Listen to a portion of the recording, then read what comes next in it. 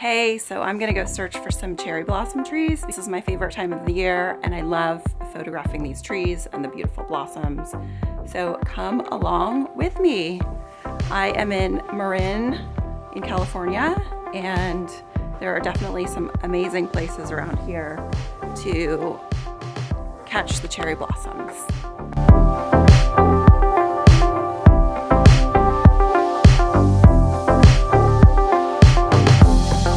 So I'm heading out. It is around 3 o'clock and I've been home all day working on photo edits, communicating with clients, and sending off invoices. It is definitely a busy life as a photographer, but now I get to do the fun stuff. I'm gonna go look for trees, cherry blossom trees to be exact, and I'm going to have some fun photographing them with my film camera, my 35mm SRT 101, and some Ektar 100 film. So come along and I will show you how I do this.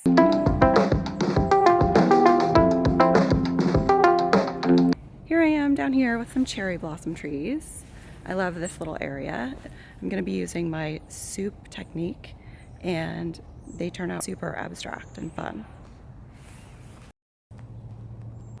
So the film I use for my 35mm camera is Fuji 200. It's great for sort of a middle of the road for midday. 200 stands for the speed of the film, so that is the ISO. My other favorite, let me pull it out of my pocket here, is Ektar. It is my absolute favorite. It's more expensive, so I use it only on special occasions.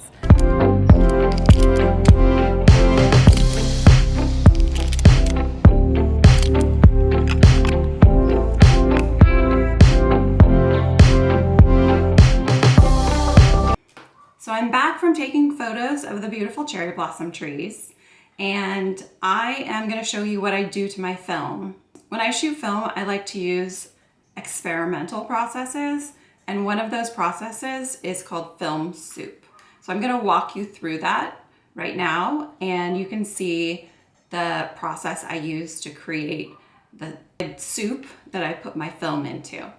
So basically, I'm going to take the film out of the camera, the canister.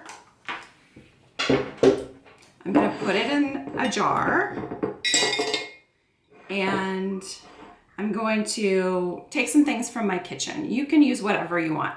I've actually created a few recipes for you, and I've linked them below that you can try out if you're interested in trying this process. So definitely check those out below. So first I take some boiling hot water and I pour that into the jar, and I just want to make sure that the canister is covered. I think that's enough. You can put as many rolls of film in here as you want. I'm just doing one today. Normally I do about 3 rolls of film and I send them off to a special lab.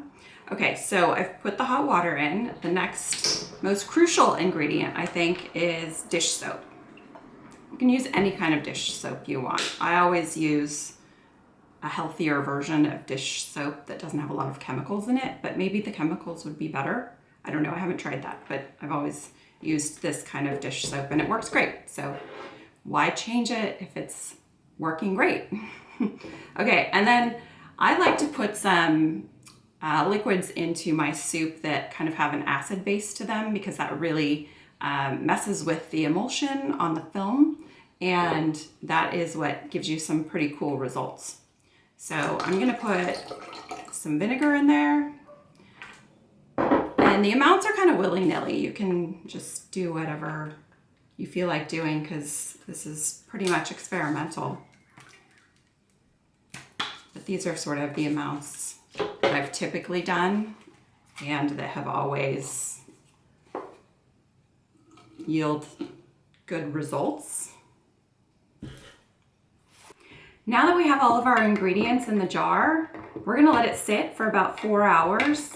Every once in a while, I might pop by and give it a stir. You can even let it sit overnight if you want to. It's up to you, and you can experiment with this as much as you want to as well. That's the fun of it, is that there's no right or wrong way to do this. This is what's worked for me, and I just wanted to give you an idea of how you can use this experimental process on your film. After it's been in these liquids, I usually take it out. I rinse the film just for about 10-20 seconds, and I dry them off. I put them on a little paper towel on a windowsill and let them sit for about 2 weeks. So yeah, it's kind of a long time to let them dry, but if you want to speed up the process, you can. You can put them in a couple of socks and fold them up and throw them in the dryer and just do a full cycle. So that will dry the film out a lot more, so that by the time it reaches the lab, it'll be ready for processing.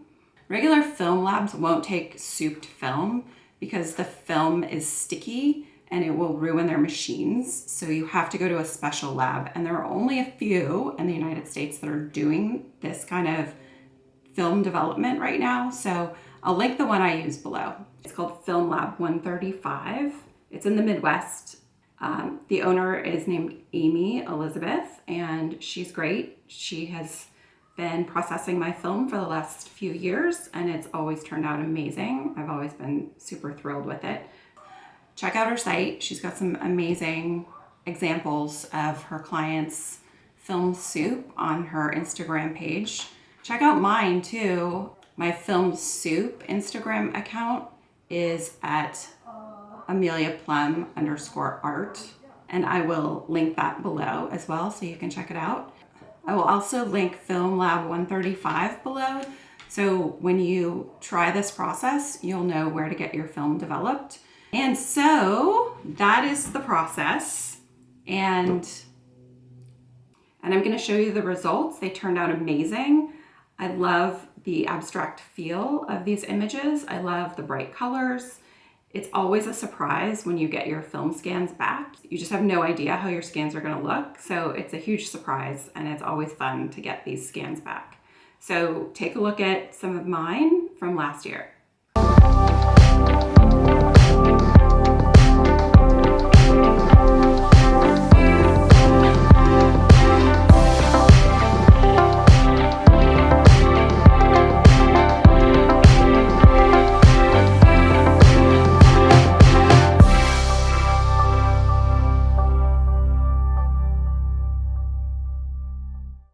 I just realized this because I just moved into this new house, that I have a cherry blossom tree right off my deck, and I'm just super thrilled about it. I've been here for about 8 months, and since it hasn't been in bloom, I just didn't really realize that it was a cherry blossom tree. So it started blooming last week, and I was just so excited. So yay! So thanks for watching to the end. So be sure to subscribe if you want more of these kinds of videos where I talk about film and cameras and just anything and everything photography. I would love it if you'd follow along, and I would love it if you would subscribe. Thanks for joining me. Peace out.